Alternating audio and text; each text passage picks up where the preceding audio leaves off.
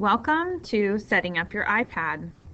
iTunes is already a part of the computer when you log in. If it is not already a part of your computer, you'll want to visit the apple.com/iTunes/download website. To activate iTunes, double-click on the icon on your desktop. If you don't see the icon on your desktop, go to the Start orb and type in iTunes in the search bar just above the orb. And right here, with the music note icon, is iTunes.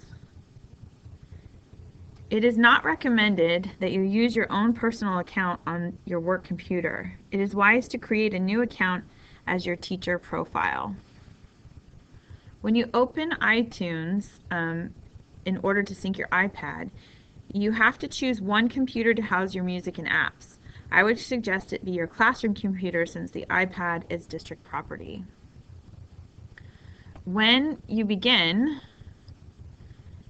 you'll have the default library store, shared, and playlists. This should look all new to you. You're not going to want to import your entire music library here. Only add music for your classroom. Music is kept on the hard drive of your computer when it is available in iTunes. If you keep your music collection on your computer, IT will not help maintain your iTunes, and thus you may lose valuable apps you are using with your students. Use the search bar to get support on any topic related to iTunes. This is an underutilized tool. For example, you can type in the search bar adding music to iTunes. Okay. If you want to check to see if you're logged in. In order to do that, you're going to go to the store and you're going to sign in. If you're creating a new account for your work computer, select Create New Account and follow the prompts. If you're using an existing account, then you type in your Apple ID, which is your full email address, and your password. I'm going to create a new account.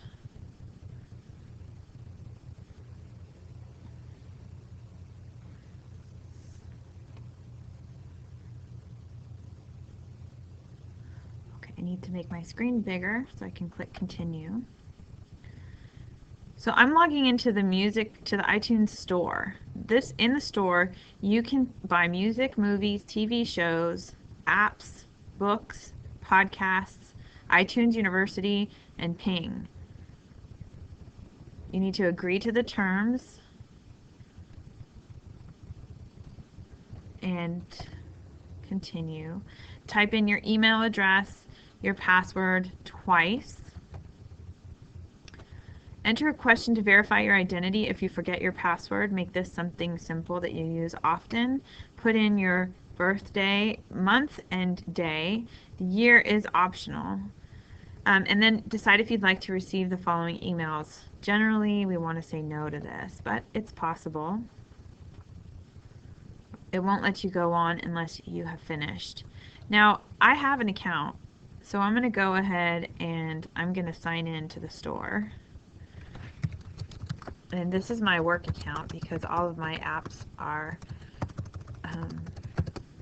synced to my work computer since it is a work iPad. And now I'm signed into the store. If I want to look at apps, I'm going to go to the App Store. What's important to mention here as well is that if you receive a gift card, you can redeem it here. I prefer to use gift cards as an option for buying apps for work because it keeps me in control and I'm not using my own personal credit card information. In order to redeem, select the Redeem button, and on the back of the card there's a scratch off area and there's a code that you need to type in here. Be careful when scratching off. You don't want to accidentally scratch the card so you cannot read the code. Once you do that and select Redeem, right up here next to your login, your Apple ID, you will have a total balance on your account. Okay, I don't have any money.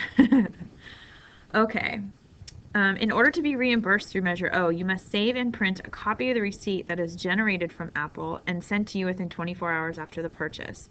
Without the receipt, you cannot be reimbursed. I'm going to say that again. Without the receipt, you cannot be reimbursed. In order for you to be able to access the App Store on your iPad, you have to sync your iPad at least one time to this iTunes account. First, you're going to plug in your iPad. Here, your iPad is plugged in here, and the USB is plugged into your computer. You will be prompted from iTunes to name your iPad, etc. I've already done that, so you won't be able to see that process in this video. However, there are prompts you'll be asked to answer some questions and name your iPad. And once you have it plugged in, a new menu option pops up over here called Devices, and the name of your iPad will be listed here. So I've plugged in my iPad, and you can see now under Devices, there's Jessica's iPad. When you plug it in, it also charges your iPad. Make sure that you read about whatever app you want to buy before you buy it. And here's why. There are several apps that need the internet. For example, if you were to download the JetBlue app, you would need the internet to be able to access all of its functions.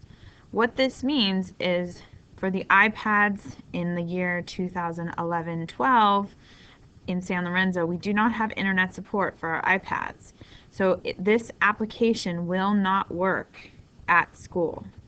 However, what you do need to notice is the version, the language, the category, the appropriate age, and then the requirements. You also want to make sure that when you're downloading an app, that you are downloading an iPad app. Many apps are interchangeable. However, it is important because if you select an iPhone app on your iPad, when you open it, it will be very small, as if you were looking at it on an iPhone or an iPod Touch.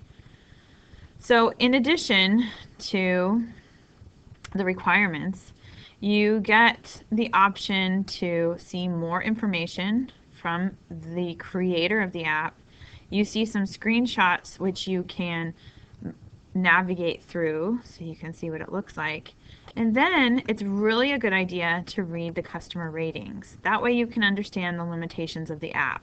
The apps are wonderful, but sometimes we think they do things that they don't actually do. So it's really important that we know what we're getting before we purchase them.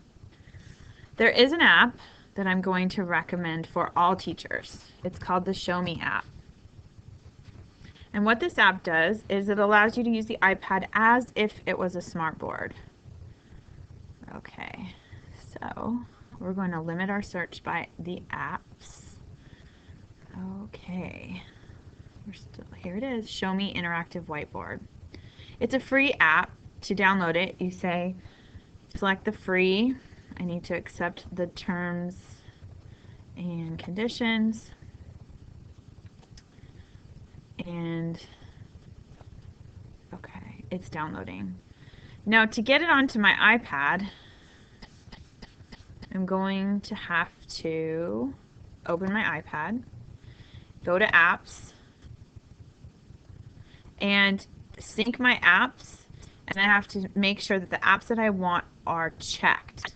There may be times when you want certain apps and you don't want others, and this is true for anything. Same with music, movies, TV shows, books, etc.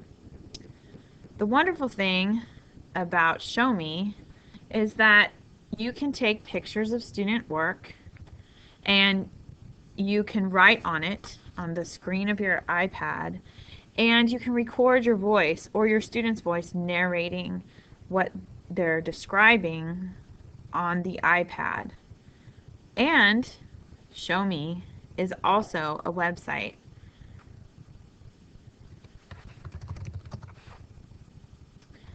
It's an online learning community where there are tons of Show Me's already put together on various different topics. I'm going to select Learn, I'm going to select Arithmetic, and I'm going to select Common Factors. And here you can create your own account by signing up, so that you can too post your Show Me's here for your students to access from home. This is a wonderful app, a wonderful website. There's many more to come. Thank you and enjoy.